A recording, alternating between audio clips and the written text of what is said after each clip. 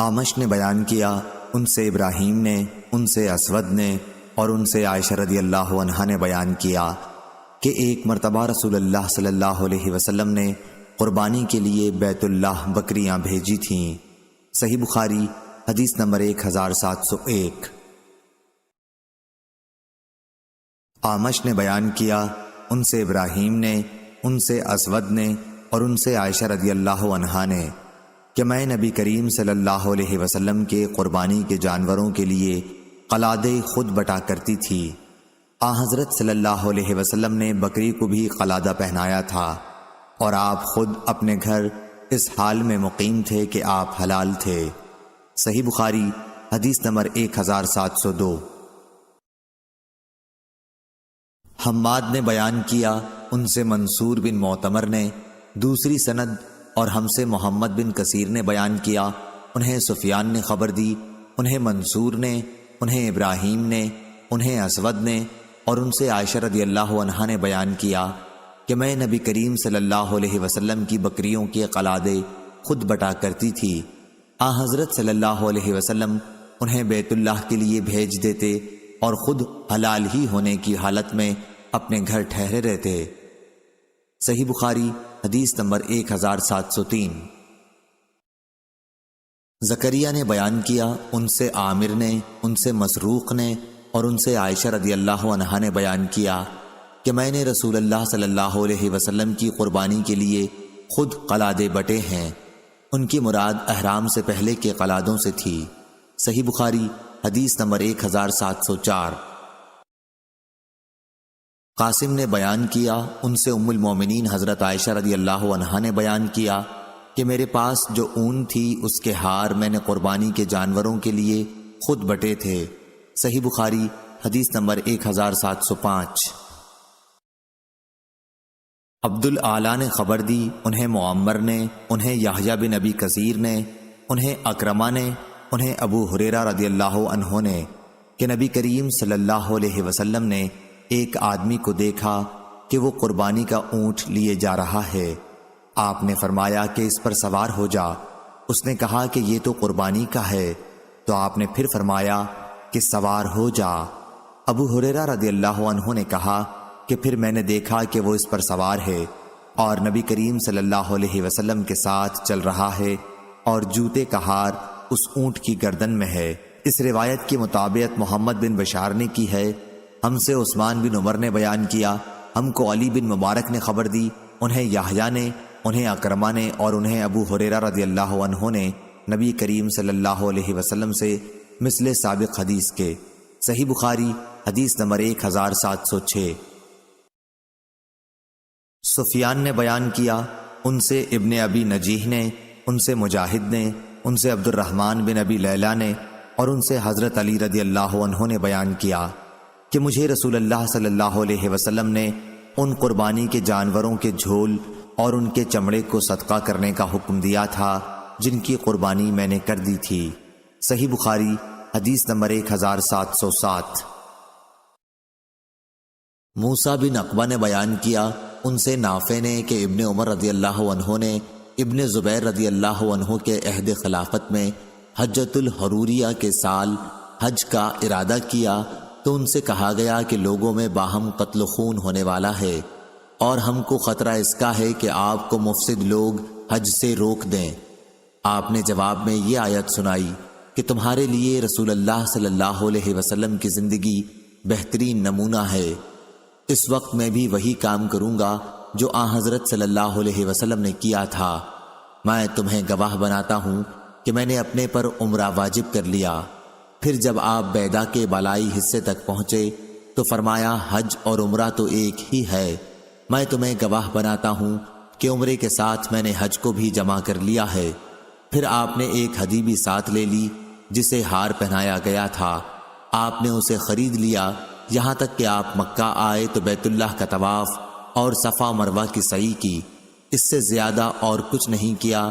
جو چیزیں احرام کی وجہ سے ان پر حرام تھیں ان میں سے کسی سے قربانی کے دن تک وہ حلال نہیں ہوئے۔ پھر سر منڈوایا اور قربانی کی وجہ یہ سمجھتے تھے کہ اپنا پہلا طواف کر کے انہوں نے حج اور عمرہ دونوں کا طواف پورا کر لیا ہے۔ پھر آپ نے کہا کہ نبی کریم صلی اللہ علیہ وسلم نے بھی اسی طرح کیا تھا۔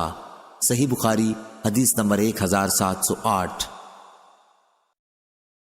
عمرہ بنت عبد الرحمن نے بیان کیا کہ میں نے عائشہ رضی اللہ عنہا سے سنا، انہوں نے بتلایا کہ ہم رسول کریم صلی اللہ علیہ وسلم کے ساتھ حج کے لیے نکلے تو ذی القعدہ میں سے 5 دن باقی رہے تھے۔ ہم صرف حج کا ارادہ لے کر نکلے تھے۔ جب ہم مکے کے قریب پہنچے تو رسول کریم صلی اللہ علیہ وسلم نے حکم دیا کہ جن لوگوں کے ساتھ قربانی نہ ہو وہ جب طواف کر لیں اور صفا و مروہ کی سعی بھی کر لیں تو حلال ہو جائیں گے۔ حضرت عائشہ رضی اللہ عنہا نے کہا کہ قربانی کے دن ہمارے گھر گائے کا گوشت لایا گیا تو میں نے کہا کہ یہ کیا ہے؟ لانے والے نے بتلایا کہ رسول کریم صلی اللہ علیہ وسلم نے اپنی بیویوں کی طرف سے یہ قربانی کی ہے۔ یحییٰ نے کہا کہ میں نے یہ حدیث قاسم سے بیان کی، انہوں نے کہا عمرہ نے یہ حدیث ٹھیک بیان کی ہے۔ صحیح بخاری حدیث نمبر 1709۔ عبید اللہ بن عمر نے بیان کیا، ان سے نافع نے کہ عبداللہ رضی اللہ عنہ نہر کرنے کی جگہ نہر کرتے تھے۔ عبید اللہ نے بتایا کہ مراد نبی کریم صلی اللہ علیہ وسلم کے نہر کرنے کی جگہ سے تھی۔ صحیح بخاری حدیث نمبر 1710۔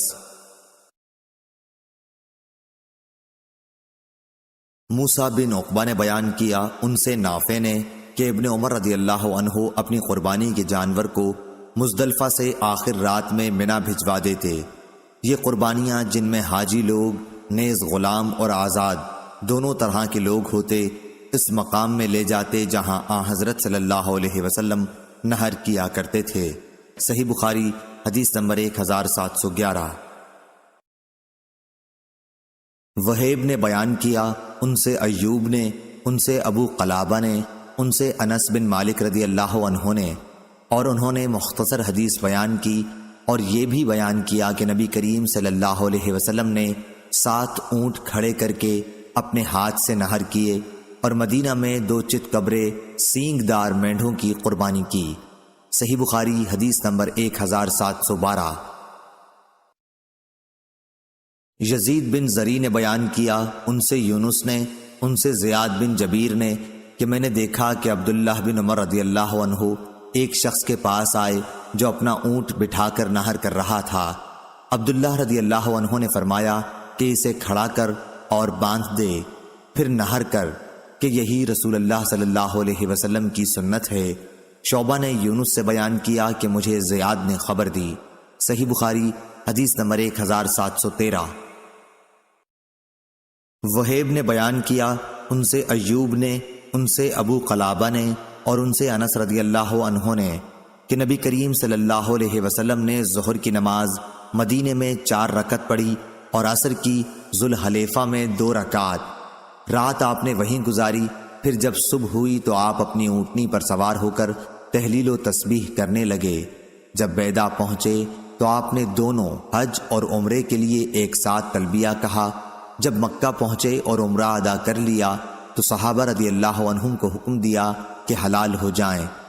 حضرت صلی اللہ علیہ وسلم نے خود اپنے ہاتھ سے 7 اونٹ کھڑے کر کے نہر کیے اور مدینے میں 2 چت قبرے سینگوں والے مینڈھے ذبح کیے۔ صحیح بخاری حدیث نمبر 1714۔ اسماعیل نے بیان کیا، ان سے ایوب نے، ان سے ابو قلابہ نے اور ان سے انس بن مالک رضی اللہ عنہ نے کہ نبی کریم صلی اللہ علیہ وسلم نے ظہر کی نماز مدینے میں 4 رکعت اور عصر کی ذوالحلیفہ میں 2 رکعات پڑھی تھیں۔ ایوب نے ایک شخص کے واسطے سے بروایت انس رضی اللہ عنہ کہا، پھر آپ نے وہیں رات گزاری، صبح ہوئی تو فجر کی نماز پڑھی اور اپنی اونٹنی پر سوار ہو گئے۔ پھر جب مقام بیدا پہنچے تو عمرہ اور حج دونوں کا نام لے کر لبیک پکارا۔ صحیح بخاری حدیث نمبر 1715۔ ابن ابی نجیح نے خبر دی، انہیں مجاہد نے، انہیں عبد الرحمن بن ابی لیلہ نے اور ان سے حضرت علی رضی اللہ عنہ نے بیان کیا کہ نبی کریم صلی اللہ علیہ وسلم نے مجھے قربانی کے اونٹوں کی دیکھ بھال کے لیے بھیجا، اس لیے میں نے ان کی دیکھ بھال کی۔ پھر آپ نے مجھے حکم دیا تو میں نے ان کے گوشت تقسیم کیے، پھر آپ نے مجھے حکم دیا تو میں نے ان کے جھول اور چمڑے بھی تقسیم کر دیے۔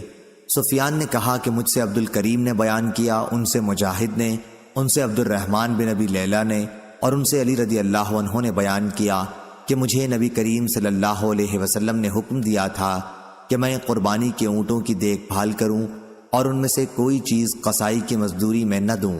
صحیح بخاری حدیث نمبر 1716۔